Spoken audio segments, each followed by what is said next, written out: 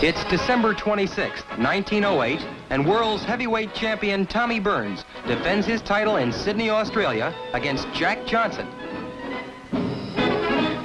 Here's Tommy Burns getting himself into the best shape of his entire career. In 9 days, Tommy will defend his title against the scourge of the heavyweight ranks, Jack Johnson. And Tommy knows that this is going to be the fight of his life.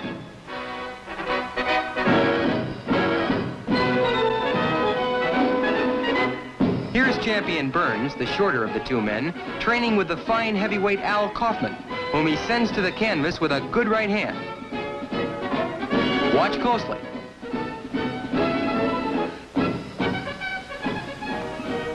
Johnson is training 17 miles away at Rushcutters Bay. Even the sedate Australian sports writers have been pulling out all of the stops in describing Johnson's workouts throughout his training period. There has been a general consensus of opinion that Johnson combines perfect defense and balance with an offensive punching attack which leaves little to be desired in a professional fighter.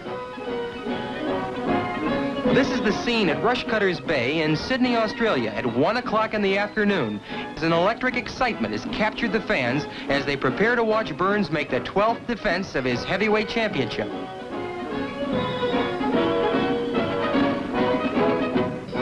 This is how Tommy Burns appeared as he was introduced as the defending heavyweight champion of the world. Never was a champion more ready to defend his laurels.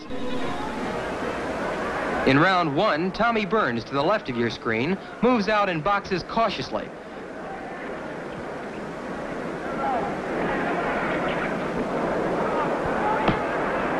Johnson clinches with Tommy and smiles to ringsiders.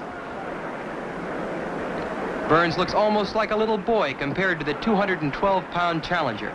But while he's not a heavyweight by the normal standard of height, there have been 50 professional heavyweights, mostly over 6 foot tall, with all of their height lying horizontal on the canvas, knocked flat by this same Tommy Burns.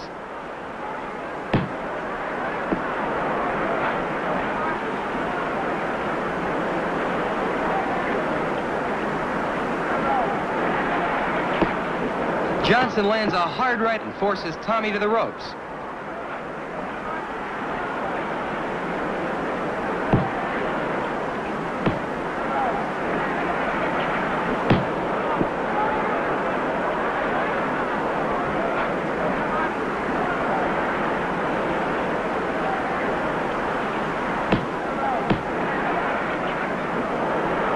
Johnson rushes in and scores with a punishing left at the end of round 1.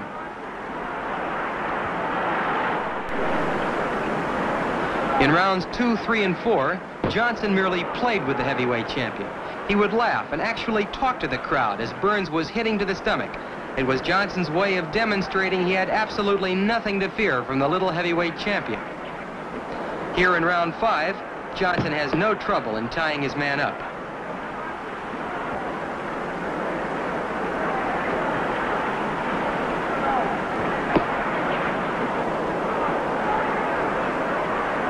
Jack Johnson was born in Galveston, Texas on March 31st, 1878. At 30 years of age, he's 3 years older than champion Burns. Johnson is 6 foot 1.5 inches tall and weighed in for this fight at a beautifully proportioned 212 pounds.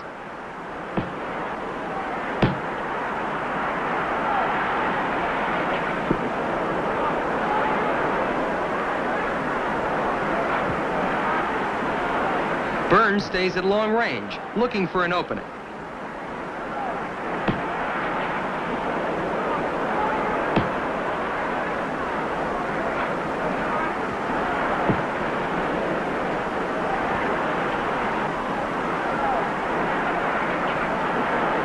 Early in his professional career, Johnson was nicknamed Little Arthur. He looks almost like a giant next to the little man he's facing.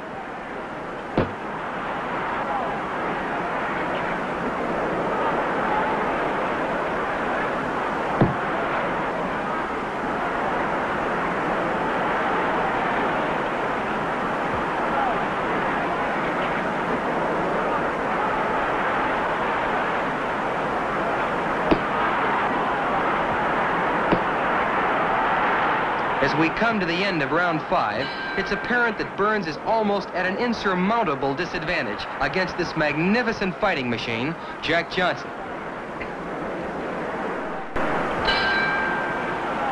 In rounds 6 and 7, Johnson scored heavily on the inside with ripping punches to the body and hard rights to the head. Here in round 8, Johnson rushes in and holds Burns as he talks to ringsiders, laughing all the time. Johnson has been after this heavyweight title fight for over 2 years. He hurled challenge after challenge at Burns to no avail. Johnson employed the unique strategy of purchasing a ringside seat at every one of Burns' title defenses. As Tommy fought, Johnson would sit there screaming insults, taunting the champion. His high voice stood out like a beacon light at ringside when Burns fought Philadelphia Jack O'Brien. At Dublin, when the champion beat Jim Roach, Johnson was there screaming. Again in Paris, when Burns knocked out Joey Smith, and finally in Sydney, when Burns disposed of Bill Squires. It was then, in Sydney, Australia, that the champion could take no more.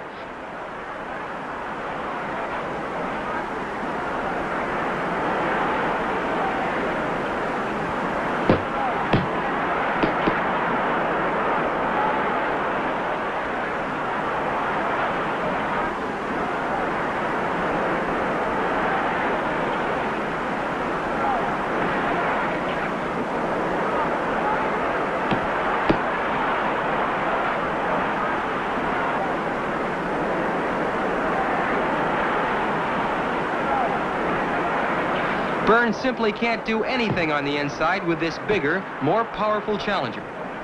Tommy Burns' real name is Noah Brousseau. A French-Canadian by birth, he was born June 17, 1881 in Hanover, Canada.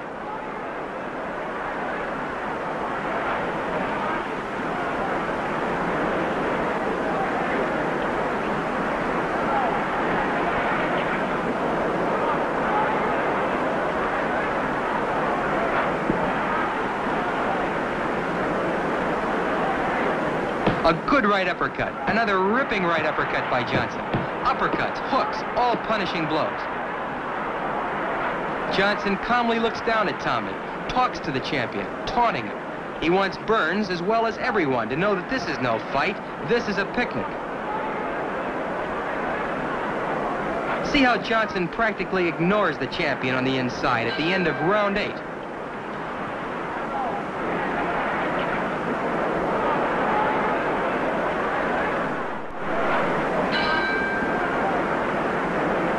In rounds 9 and 10, Johnson simply overwhelms the champion. Going into round 11, it looked practically hopeless for Tommy. Johnson pressing forward, landing short punches, holding Tommy in the clinches. Burns unable to do anything against the heavier, stronger, taller challenger.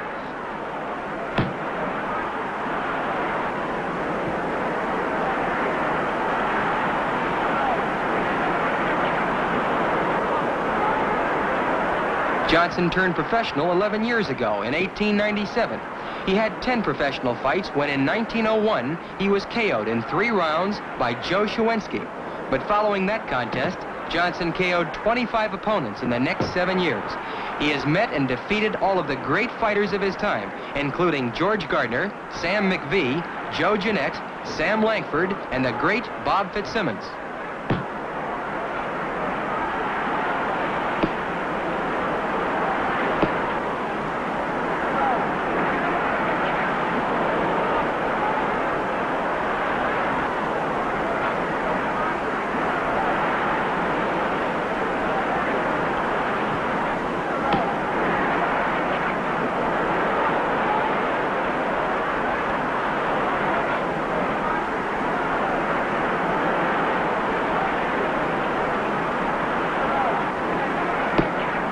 Johnson closes in, completely tying up the champion.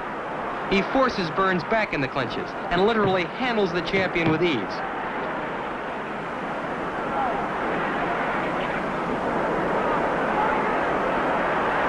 As round 11 comes to an end, there is almost a general feeling of compassion for the impossible task which Burns has undertaken. Round 12 was all Jack Johnson. In round 13, it appeared as though the police were going to step in and stop the fight as a result of Burns' weakened condition and the terrible beating he was taking. Here in round 14, Johnson rushes in, lands an uppercut, 3 left hooks, a tremendous barrage of punches, lefts and rights which have Burns helpless. At this very moment, in the early seconds of round 14, the police shut off the motion picture cameras and stepped into the ring, awarding the heavyweight championship of the world to Jack Johnson. Here, in slow motion, you can see the blistering attack. Burns was absolutely defenseless, just seconds before the police stopped the motion picture cameras and entered the ring to halt this very one-sided fight. Jack Johnson becomes heavyweight champion of the world, December 26, 1908.